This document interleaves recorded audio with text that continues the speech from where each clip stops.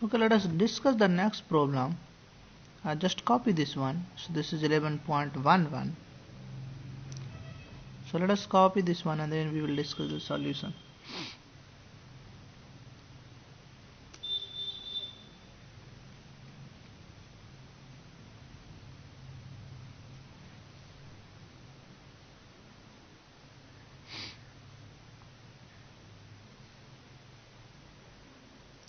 So this says suggest an explanation to prove the formation of an alkyl sulfonate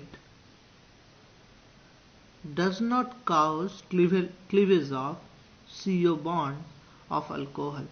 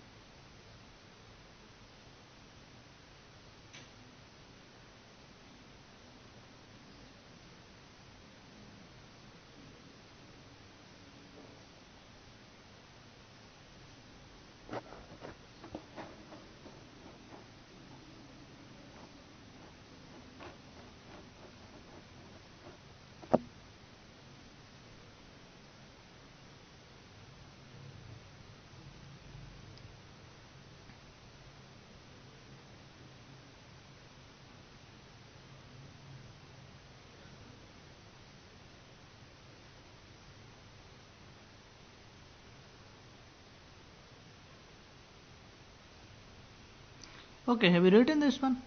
Okay, so let us discuss the problem.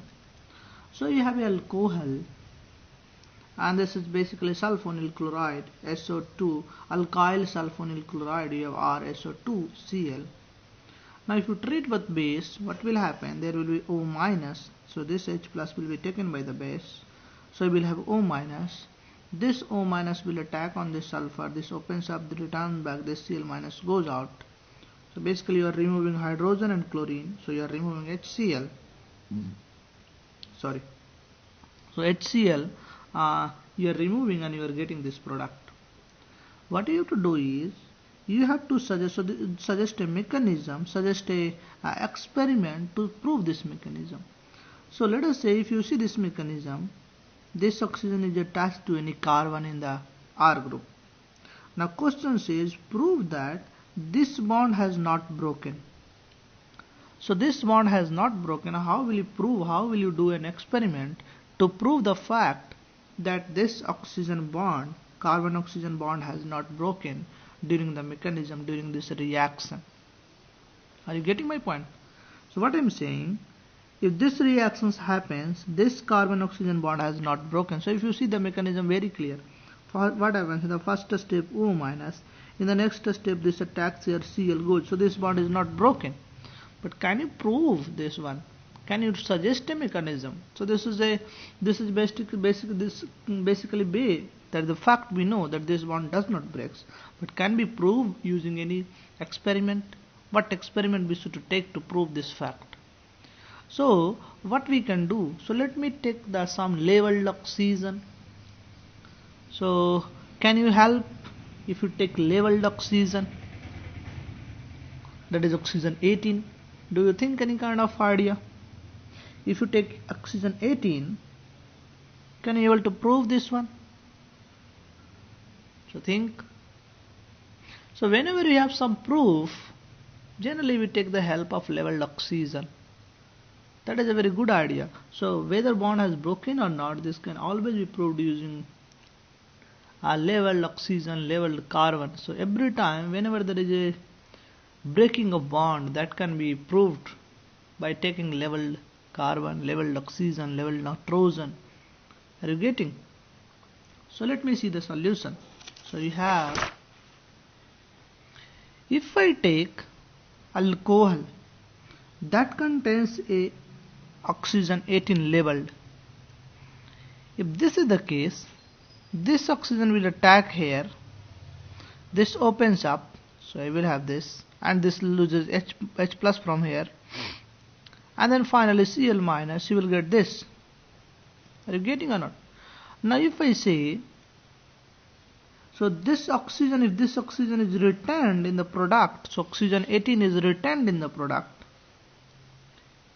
Oxygen 18, that is leveled oxygen that was initially in the alcohol, is retained in the product. Then I can say this bond has not broken.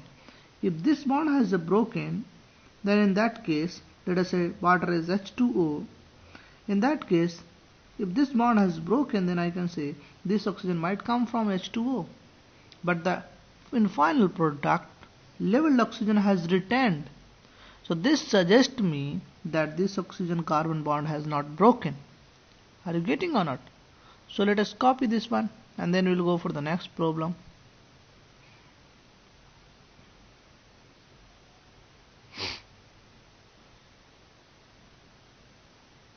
So leveled oxygen can help you to understand the experimental fact. Now the next problem we have here itself, you have a tertiary alcohol. You are treating this with H plus and ROH. What will be the product? Now you know the answer. This time you know the answer.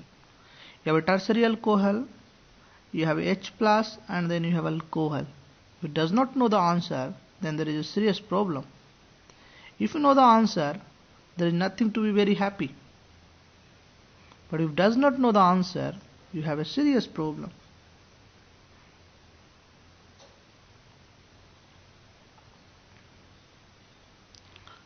Let us find the answer for this one. You have to give me a substitution product. That is the hint. You have to give me a substitution product. Because tertiary alcohol favors SN1 reaction. And heating is not there, so there is no elimination. Base is also not strong, so no elimination. So let us say, give me the substitution product. So let us see. In the first step, you will generate a carbocation. So this OH2 plus goes. So you see here OH2 plus goes, H plus OH2 plus. This goes. If this goes here, you have a carbocation. Now this oxygen can attack on this carbocation. And if you lose H plus here itself, after attacking, if you lose H plus, are you getting? If you lose H plus, you will have a ether. So this is a way of preparing the tertiary ether. So this is a 3-degree ether. So 3-degree ether can be prepared treating alcohol with alcohol, tertiary alcohol with a tertiary with alcohol. 3-degree alcohol cannot be prepared using the Williamson synthesis. Did you remember something like Williamson synthesis? You have a alkyl halide, and on alkyl halide O minus RO minus attacks, leaving group goes and you have a ether. But if you take tertiary alkyl halide, in that case you cannot prepare ether because of the elimination reaction. On tertiary alkyl halide, elimination goes on. And that's why you cannot use tertiary alkyl halide to prepare ether. In tertiary alkyl halide, if you take RO minus, that is a nucleophile, RO minus will not do nucleophilic substitution, it will do elimination. And that's why it does not take tertiary alkyl halide and OET minus or RO minus to prepare the ether. Always it gives alkene. And tertiary ether can be prepared using this method. Tertiary ether can be prepared using this method. Are you getting? You first take a tertiary alcohol, treat with H plus, and then add ROH. You will get the tertiary ether. So fine. Because in this case you are generating a carbocation. And if the nucleophile is strong, before elimination, before E1, you will have substitution. If there is temperature is low, you will have a substitution favored product. And that's why tertiary ether we prepare using this method. Let us do the next problem. Now this time you can answer. This is a epoxide ring. You have OMe minus. So you will have something as in two kind of reaction. OMe minus will attack, epoxide ring will open up. You can take H plus from water, so water is also there. then you can write final product. So I have given enough hint. You have to have OET minus as a attacker. You have to have OET minus as a nucleophile. This nucleophile will attack. Epoxide will ring open up, and then you take H plus from water. You will get the final product. So let me see how many of you are able to do.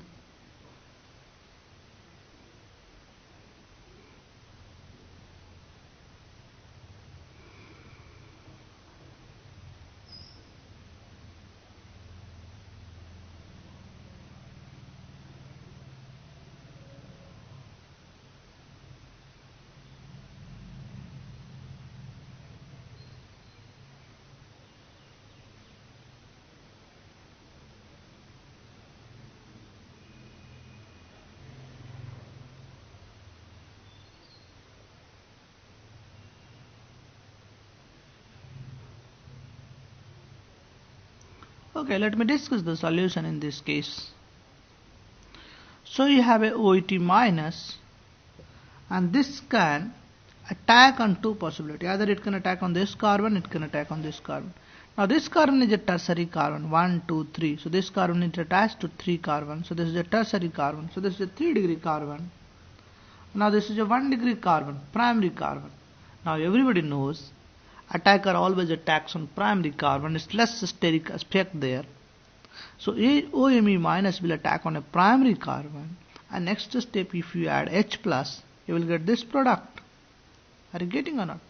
So in this case, a reaction is basically taking place via SN2. So mechanism for this reaction is SN2. Are you getting? So let us copy this one. So reaction mechanism for this reaction is SN2. So reaction is happening, or reaction is going through SN2 mechanism. You copy this one and then we'll go for the next problem.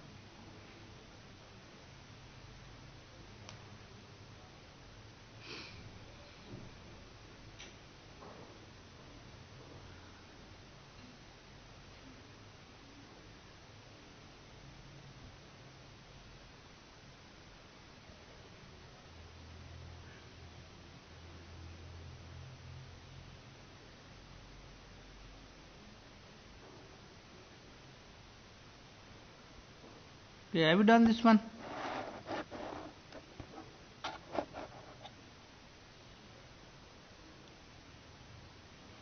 Things are going fine or not? So it's morning time.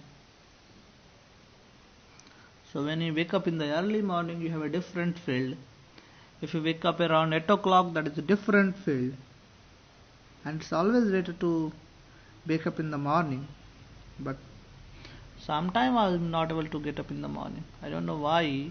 Because of maybe I does not take too much water in the night, and that's why it's difficult to wake up in the morning.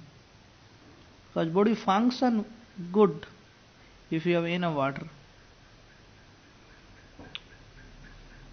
Okay, let us go for the next problem.